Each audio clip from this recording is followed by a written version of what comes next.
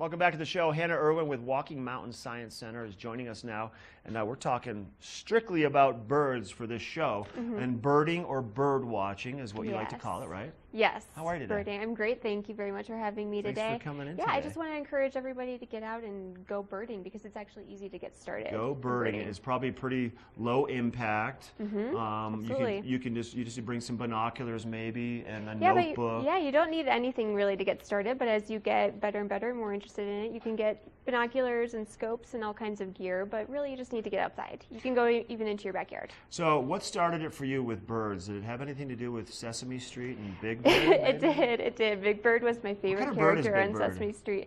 I think Big Bird is a special species, probably the last of its kind. Right there. I love it. That's so good.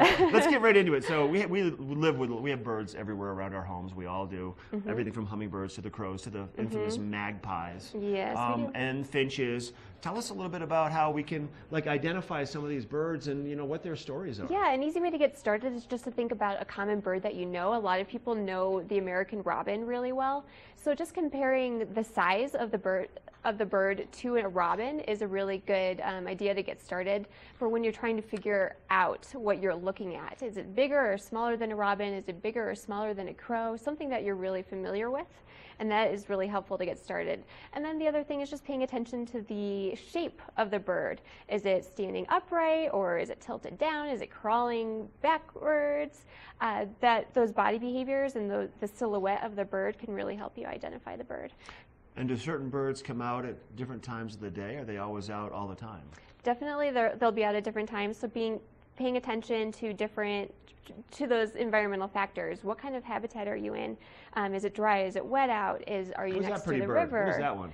This is our very special, it's a simple bird called the Cassin's finch, and it's only found in the interiors of the Rockies, so I kind of consider it our bird here in the Vail area. And it's that red head. Now the males have the red heads or the males and the females? Just the males do, and people often confuse those finches with other ones, so they had the red head and more of a pink chest versus the house finch, which is all dark red. Look at the difference in the beak shape of the crow and the raven. That's a good telltale sign if you can't tell, right? Yeah, exactly. And you can see that the raven is actually much larger than the crow.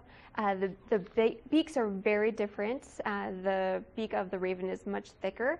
And the tail. And the tail is different. The tail comes to a point or a V on the raven. So I like to think of the V in raven.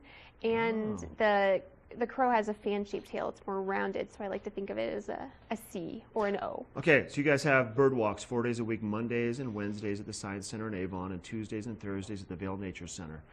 So you can go out and people can just show up and go on a bird walk. Yeah, exactly. Come join us, and our fabulous naturalist birders will take you out and help you get started.